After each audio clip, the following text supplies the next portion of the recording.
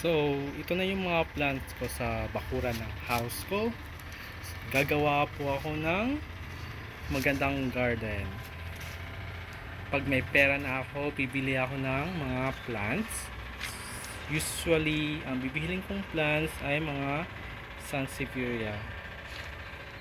So, konting linis lang yung ginawa ko.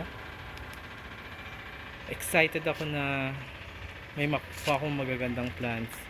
Sana magkaroon ako ng pera or magka-budget na rin po. Uh, excited.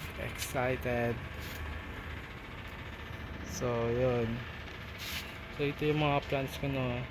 Ito pa yung mga plants ko. Yung mga cactus. Ayan.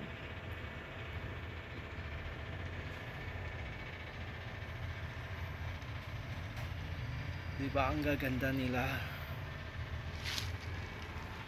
So, yung plants ko dito is yung mga aloe vera, sansevieria. Siguro ito yung mga dalawang species na yung kukunin ko. Kung may extra money ako, siguro yung mga black CC and variegated CC. Diba? So, ilang merong pads ako? 1, 2, 3, 4, 5, 6, 7, 8, 9, 10, 11, 12. 12 ba? Oo nga, 12. Wow. Sige. Bye-bye. Salamat.